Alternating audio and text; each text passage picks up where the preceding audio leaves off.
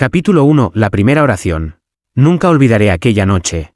La capilla de San Aurelio llevaba cerrada más de 50 años. Sus paredes agrietadas parecían tragar la humedad. Y el silencio era tan espeso que nadie se atrevía a cruzar sus puertas de hierro oxidado. Sin embargo, a la medianoche exacta, un murmullo comenzó a deslizarse entre las grietas como un aliento antiguo. Alguien estaba rezando allí dentro. Al principio creí que era mi imaginación. El viento suele jugar trucos en pueblos olvidados como el nuestro. Pero esa voz no era viento. Era profunda, lenta, con un tono grave que retumbaba en los muros. Latín, pensé. Sí, las palabras eran latinas. Y aunque no las entendía, sentí que cada sílaba se enroscaba alrededor de mi pecho como una serpiente invisible. Me acerqué a la ventana rota junto al altar. El polvo cubría el suelo como una alfombra muerta. Pero lo que vi me arrancó el aire de golpe, en medio de la capilla. Frente al crucifijo ennegrecido, había una sombra arrodillada. No un cuerpo, una sombra. Sus contornos se movían como humo detenido, proyectada sin origen, sin carne que la sostuviera. Las velas apagadas parecían querer encenderse con cada palabra que la sombra murmuraba. El eco multiplicaba la oración, como si decenas de voces respondieran desde bancos vacíos. Y sin embargo, allí no había nadie. Solo yo, y aquella figura imposible que rezaba con la devoción de un condenado. Intenté retroceder, pero el suelo crujió bajo mis pies. La sombra levantó la cabeza. No tenía ojos, ni boca, pero juro por mi vida que me miró. Un silencio feroz se apoderó de la capilla. La oración se detuvo, y el tiempo pareció quebrarse como un vidrio. Sentí que si daba un paso más, algo me arrastraría hacia adentro, donde mi voz se uniría a la suya para rezar por toda la eternidad. Huí, corrí como un niño asustado, con la certeza de que aquel rezo no buscaba redención, sino compañía. Y esa noche, el pueblo entero escuchó lo mismo que yo, la voz de alguien rezando en una capilla vacía. Desde entonces, nadie duerme tranquilo en San Aurelio.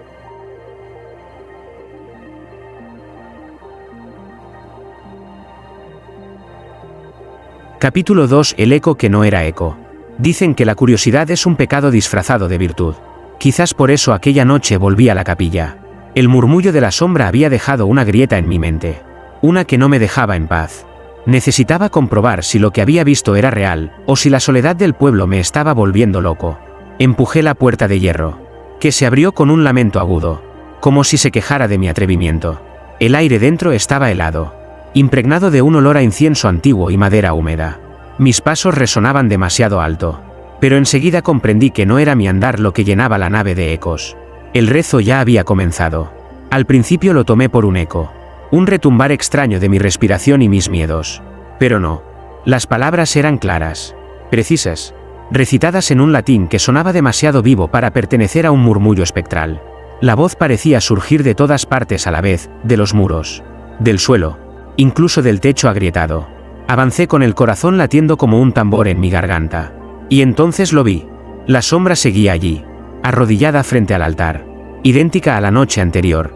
Pero algo había cambiado, no rezaba sola. Cada frase que pronunciaba era repetida por otra voz, más lejana, más áspera, como si un coro invisible respondiera desde los bancos vacíos. Me acerqué lo suficiente para distinguir las palabras: libéranos, domine. Y después, en un murmullo coral, la respuesta: a morte perpetua. El eco no era eco, era diálogo, era misa. De pronto, un banco crujió como si alguien invisible se hubiera sentado. Después otro, y otro más. El aire comenzó a llenarse de presencias, de respiraciones que no podían ser mías. Sentí que docenas de ojos invisibles me observaban. Quise retroceder, pero mis piernas no respondieron.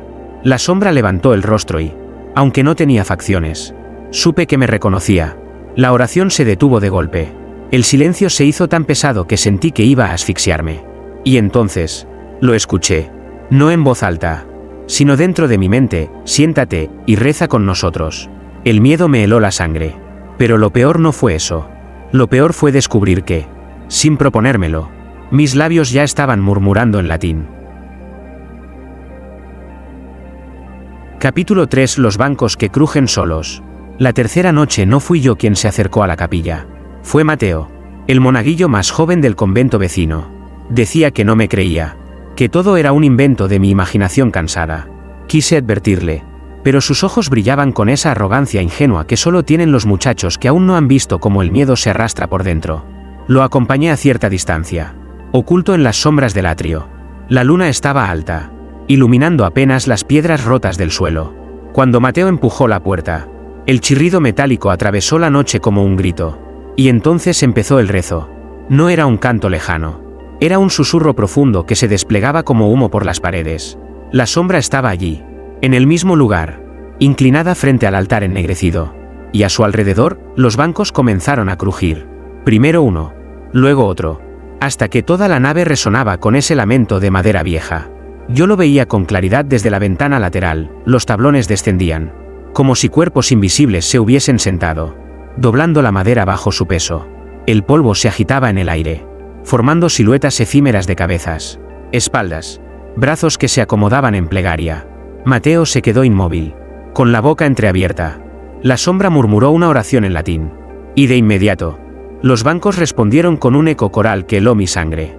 Era como si un ejército de fieles invisibles hubiera regresado de la tumba para acompañar aquel rezo imposible. El muchacho retrocedió un paso, tropezando con el suelo desigual. El crujido de los bancos cesó de golpe. Cientos de miradas se clavaron en él, aunque no había ojos que las sostuvieran. El silencio se volvió tan denso que parecía pesar sobre los hombros. Entonces, una voz se alzó desde la nada. No era la sombra, era una voz rota, como si viniera de una garganta cubierta de tierra. In nomine Patris. Mateo gritó, un grito breve, ahogado. Lo vi correr hacia mí, pálido como la cal de los muros, temblando de pies a cabeza. No están vacíos, balbuceó. Los bancos no están vacíos. Yo no necesitaba que me lo dijera. Esa noche, Capítulo 4. El sacerdote sin reflejo. El padre Esteban llegó al pueblo con la misión de bendecir la capilla de San Aurelio. Decía que no había espectro ni maldición capaces de resistir la luz de la fe verdadera. Sus palabras sonaban firmes, pero sus ojos, yo lo vi de cerca, temblaban con cada historia que le contaban los vecinos. La noche de su llegada, se armó de agua bendita, un crucifijo de plata y un misal antiguo. Yo lo seguí, a prudente distancia, hasta la puerta de hierro oxidado.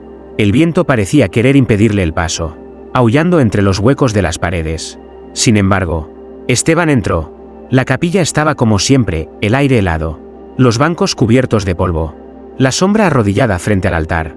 Rezaba, incansable, como si nunca hubiera interrumpido su plegaria desde la primera noche en que fue vista.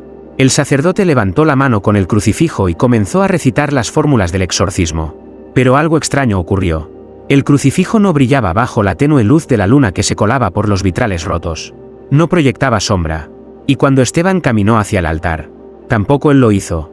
Fue un detalle sutil, casi invisible, pero helador. El padre Esteban no tenía reflejo. En el gran espejo antiguo de la sacristía, rajado en varias partes, podía verse la nave entera de la capilla, los bancos, el altar, la sombra rezando, y el vacío donde debería estar el sacerdote.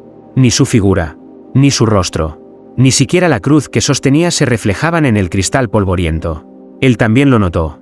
Se detuvo en seco, mirando aquella ausencia imposible. El eco de su oración se quebró, y en ese instante, la sombra giró lentamente la cabeza hacia el espejo. Lo que allí apareció no fue un vacío, sino algo peor, el reflejo de Esteban. Sí, pero con el rostro hundido, cadavérico, los labios moviéndose al compás de la sombra.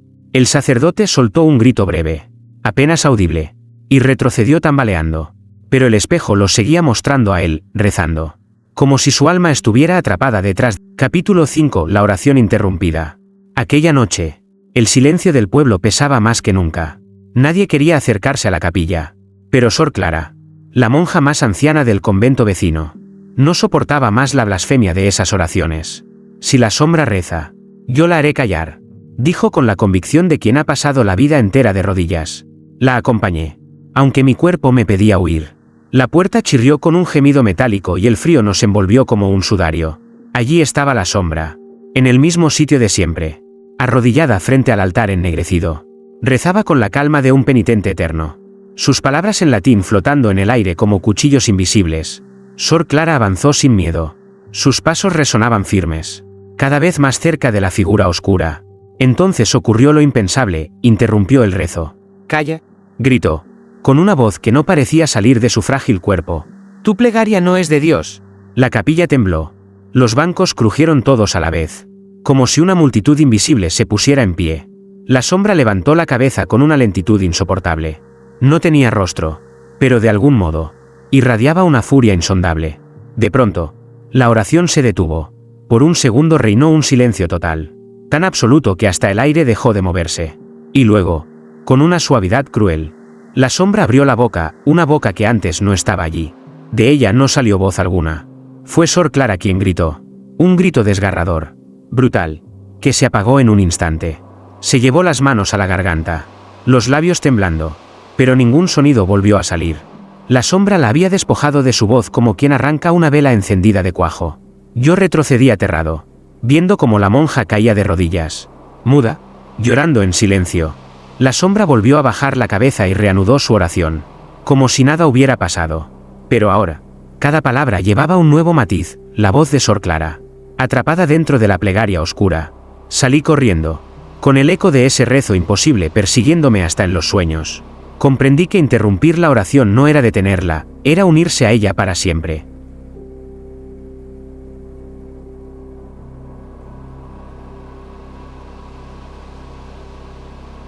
Capítulo 6. Los nombres prohibidos. El pueblo despertó con un rumor inquietante. Quienes habían pasado cerca de la capilla juraban haber escuchado algo diferente en el rezo de la sombra. Ya no eran solo versículos en latín, sino palabras más cercanas, más reconocibles, nombres. Aquella noche me armé de valor y regresé, decidido a comprobarlo. Me oculté tras la ventana rota, donde tantas veces había espiado aquella liturgia imposible. La sombra estaba allí, inmóvil, sumergida en su plegaria. Su voz sonaba grave, profunda, pero entre las frases en latín comenzaron a emerger sílabas que reconocí de inmediato: Mateo, Clara, Esteban. Me quedé helado. Eran los nombres de quienes habían entrado antes en la capilla: el monaguillo, la monja, el sacerdote sin reflejo. Cada vez que la sombra pronunciaba uno, los bancos crujían como si los invisibles asistentes se inclinaran en señal de obediencia. Quise apartar la vista, pero entonces escuché un nombre que me atravesó como un cuchillo. ¿El mío? El sonido resonó en el aire como si lo hubieran grabado en piedra. Sentí que el corazón se me detenía, que el frío me devoraba desde dentro. La sombra no tenía rostro, y sin embargo estaba segura de que me miraba. Al día siguiente, Mateo apareció con fiebre, delirando. Sor Clara no salió de su celda, seguía viva, pero sus ojos estaban apagados, como si su alma hubiera quedado atrapada en aquel rezo eterno. El padre Esteban, por su parte, había desaparecido sin dejar rastro. Solo el espejo roto en la sacristía seguía mostrando su silueta rezando, invisible al mundo. Esa tarde comprendí el patrón. Cada nombre pronunciado en la capilla era una condena, una sentencia. No había escapatoria. Yo debería haber huido, abandonar el pueblo, quemar todo lo que me ataba a él. Pero no lo hice, porque mientras escuchaba, sentí algo más, una atracción imposible, un susurro dentro de mí que me pedía volver, que me exigía arrodillarme y rezar junto a esa multitud invisible.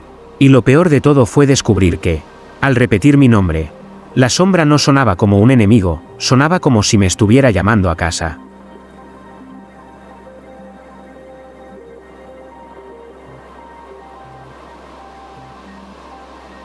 Capítulo 7. El secreto del altar. No podía dormir. Cada vez que cerraba los ojos escuchaba mi nombre repitiéndose en la oscuridad, envuelto en ese murmullo latín que ya empezaba a reconocer como un canto hipnótico. Sentía que la sombra no rezaba a Dios, rezaba por mí.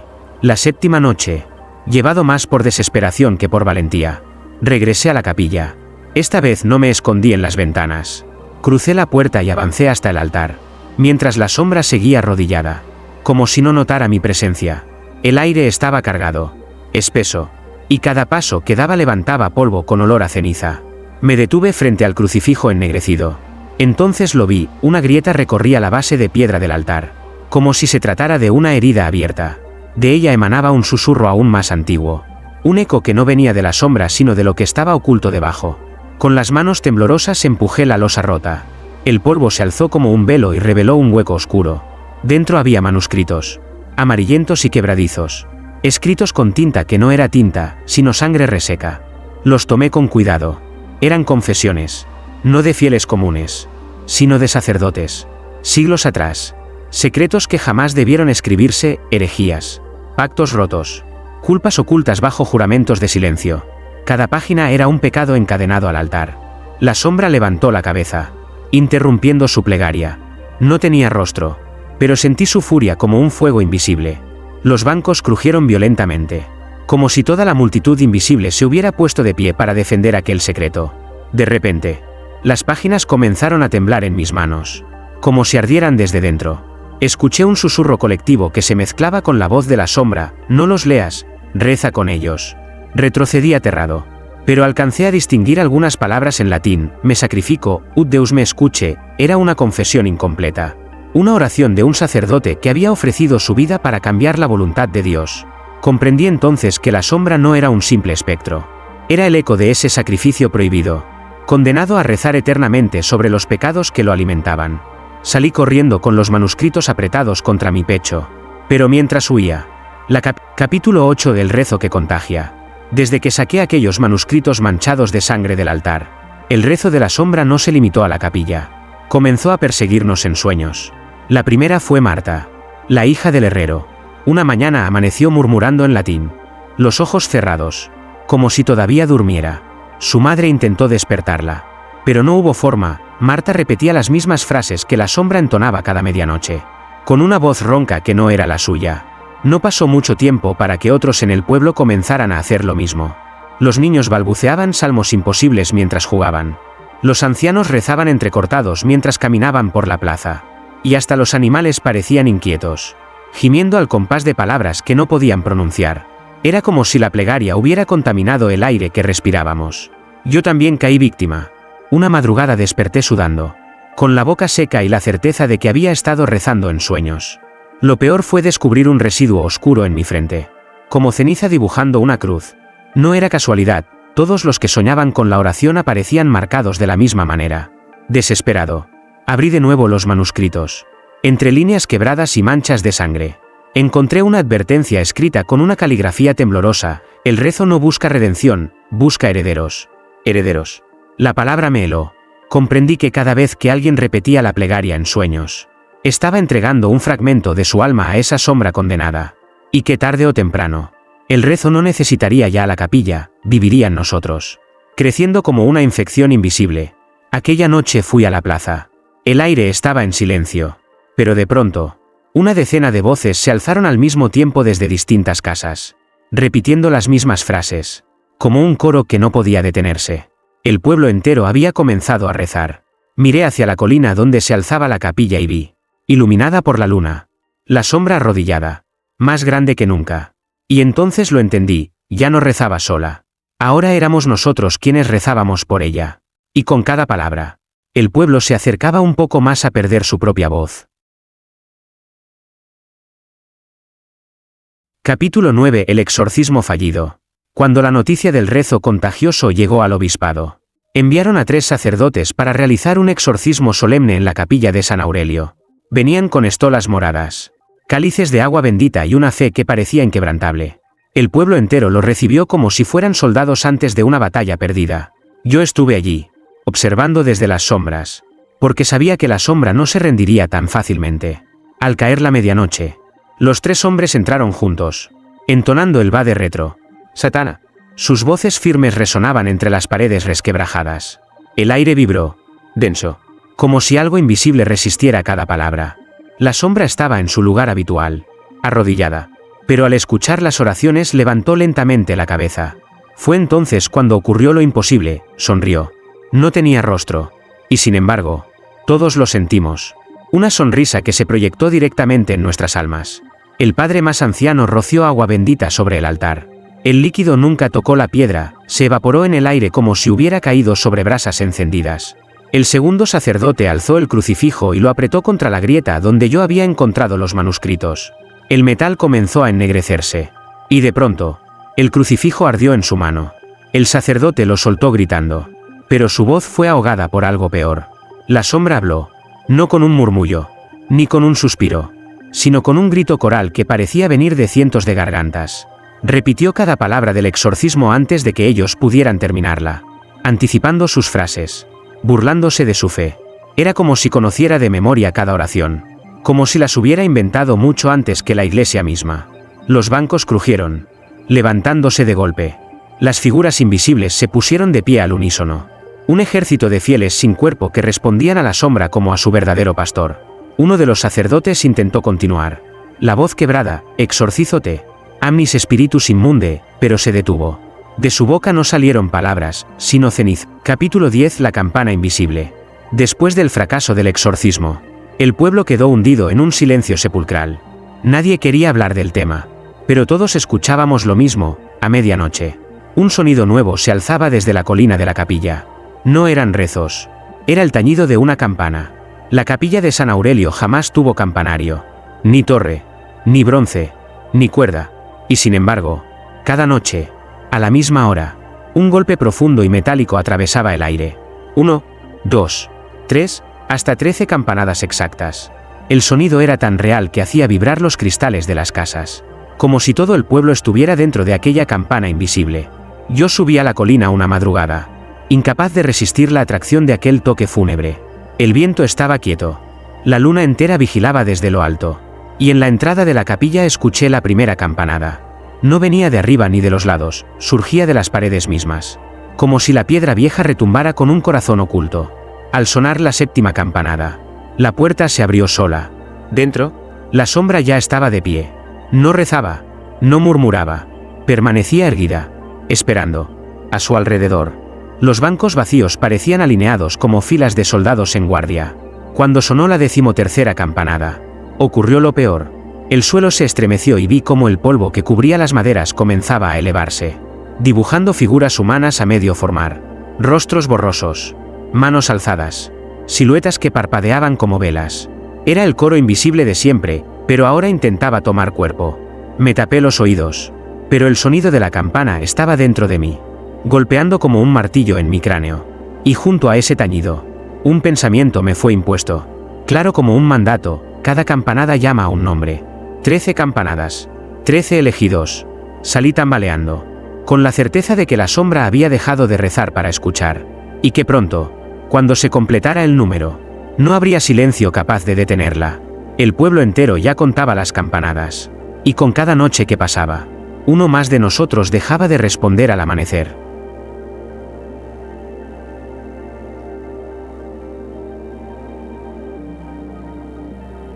Capítulo 11. El sacrificio olvidado. Las 13 campanadas resonaban cada medianoche, y con cada tañido el pueblo parecía hundirse más en una sombra que no venía del cielo, sino de la tierra misma. Nadie quería hablarlo en voz alta, pero todos sabíamos que aquello no era un simple fenómeno, era una llamada. Una tarde, un anciano que apenas salía de su casa pidió hablar conmigo. Se llamaba Don Julián, el último descendiente de una de las familias fundadoras del pueblo. Su voz temblaba, pero en sus ojos había una certeza que helaba. Esto ya ocurrió una vez, me confesó, y nadie quiso recordarlo. Me entregó un libro viejo, cubierto de polvo y con el cuero resquebrajado. Sus páginas contenían crónicas olvidadas del siglo XVII, cuando la peste azotó San Aurelio. Allí estaba escrito lo que todos habíamos pasado por alto durante la epidemia. El sacerdote del pueblo, el padre Anselmo, reunió a los enfermos en la capilla. Oró día y noche, sin detenerse, hasta que cayó muerto frente al altar. Pero no fue un rezo común. Las páginas describían un acto prohibido, una oración de trueque, un sacrificio con el que el sacerdote ofrecía su alma a cambio de salvar al pueblo. Y funcionó. La peste desapareció. El precio, sin embargo, fue devastador. El padre Anselmo no fue enterrado, porque nunca encontraron su cuerpo. Se convirtió en la sombra, susurró don Julián. Desde entonces, cada generación oye su voz cuando el pecado del pueblo pesa demasiado. Cerré el libro con las manos temblorosas. Todo cobraba sentido, los manuscritos bajo el altar, el rezo interminable, los nombres pronunciados. El padre Anselmo había ofrecido su vida. Sí, pero su plegaria no liberó a nadie. Solo encadenó a todos los que vendrían después. Esa noche, las 13 campanadas sonaron con más fuerza que nunca. Subí a la colina y vi a la sombra, erguida frente al altar. Por primera vez, no parecía un espectro anónimo. Su silueta era más definida. Y juro que distinguí la forma de una sotana raída y un rostro consumido por el ayuno y la fiebre. Capítulo 12. El rostro de la sombra. Después de la confesión de don Julián, pasé los días con el presentimiento de que la sombra se acercaba cada vez más a mí. Ya no era suficiente con verla desde lejos, sentía su respiración en mis sueños. su murmullo dentro de mis pensamientos. Aquella medianoche, cuando las 13 campanadas invisibles retumbaron, decidí entrar de nuevo en la capilla. El aire estaba más pesado que nunca, como si el edificio entero respirara conmigo. La sombra ya no estaba arrodillada. Me esperaba de pie, justo bajo el crucifijo ennegrecido. Avancé con el corazón golpeando en mi garganta. De pronto, la figura comenzó a cambiar. Sus contornos dejaron de ser humo para volverse carne difusa, como si alguien hubiera intentado esculpir un cuerpo a partir de cenizas. El eco de los bancos crujió, respondiendo a cada movimiento, y una multitud invisible exhaló al unísono, como si aguardara una revelación. Entonces lo vi. El rostro no era el del padre Anselmo, como yo temía. No era el de ningún sacerdote antiguo. Era el mío. La sombra tenía mis facciones exactas, mis ojos hundidos, mi boca crispada, mis manos temblorosas. Era como mirarme en un espejo oscuro, un reflejo de mí mismo condenado a rezar por la eternidad. La figura abrió la boca y habló, no con una voz ajena, sino con la mía. Has sido llamado, dijo. La oración necesita tu voz. Sin ti, quedará incompleta. El terror me paralizó. Quise retroceder, pero sentí una fuerza invisible que me empujaba hacia adelante. Mis labios comenzaron a moverse sin que yo pudiera controlarlos. Y mientras mi voz se unía a la plegaria, comprendí la verdad. La sombra no buscaba devorarme, quería reemplazarme. Afuera, el viento se alzó con violencia. Las casas del pueblo resonaban con susurros idénticos al mío, como si todos repitieran en coro aquella oración maldita. Miré por última vez a mi doble, y en sus ojos oscuros vi un destino inevitable. Tarde o temprano, alguien debía ocupar su lugar. Y esa noche, la sombra había decidido que sería yo.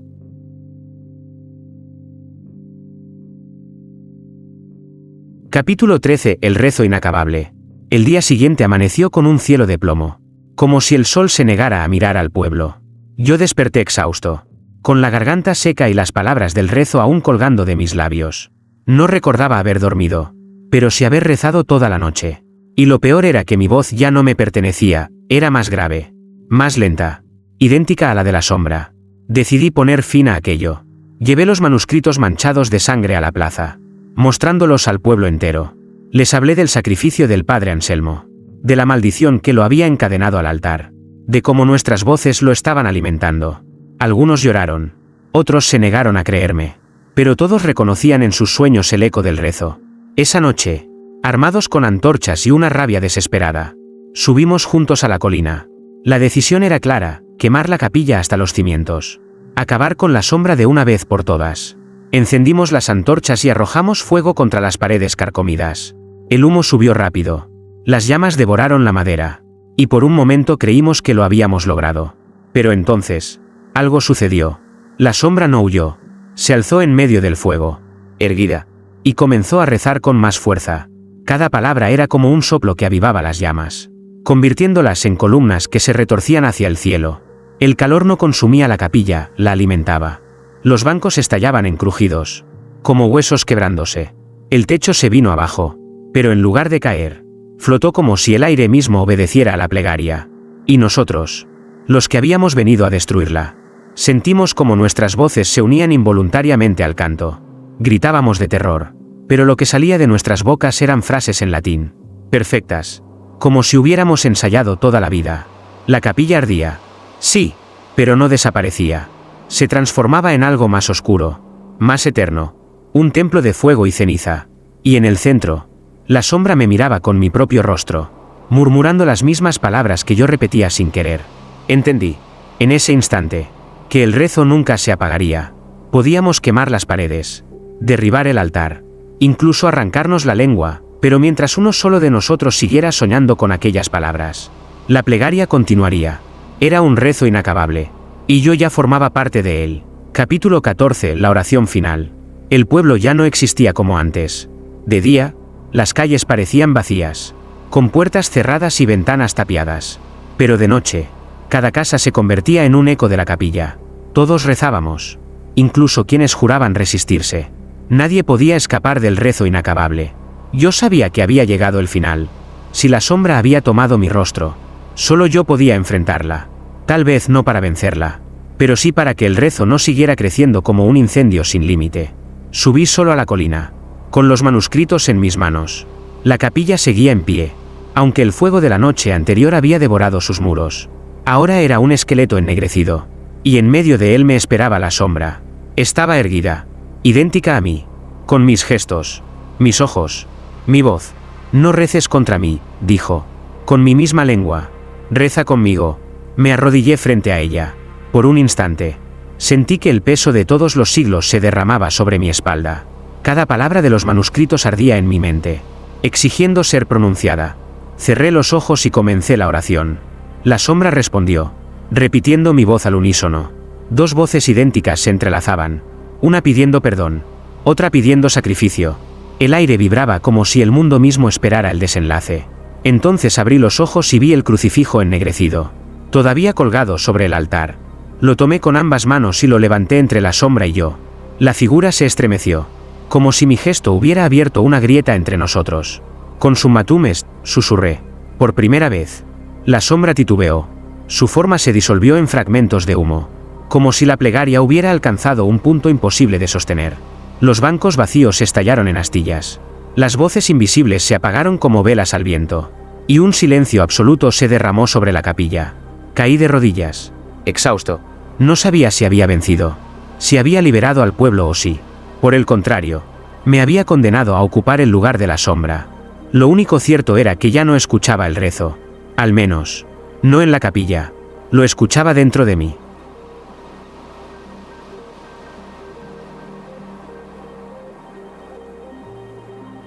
Capítulo 15. Epílogo.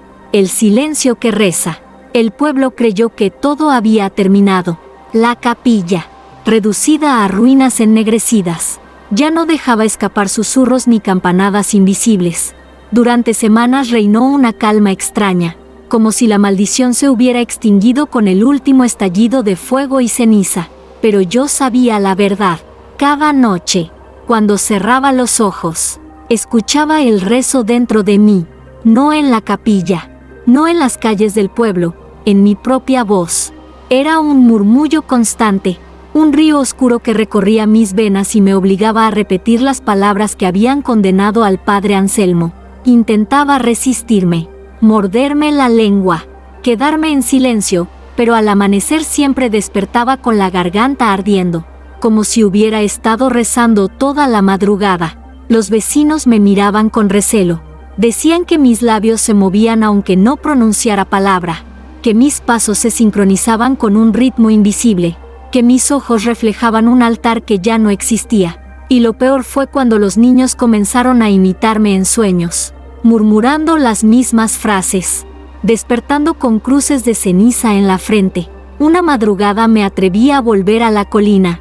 El viento soplaba frío entre las piedras derrumbadas. No quedaba nada del crucifijo, ni de los bancos, ni del techo quemado. Sin embargo, lo vi, una sombra arrodillada entre los escombros, idéntica a la primera que descubrí meses atrás. Solo que ahora esa sombra era mía. Se inclinaba, rezando en silencio, mientras yo la observaba con el corazón paralizado. No movía los labios, pero su plegaria vibraba dentro de mí, como si hubiera pasado de los muros a mi sangre. Comprendí que la capilla no había muerto, se había trasladado a mi cuerpo. Yo era su templo. Regresé al pueblo con la certeza de que no quedaba salvación, y desde entonces vivo con un único miedo, que algún día, en alguna medianoche futura, alguien se acerque a las ruinas de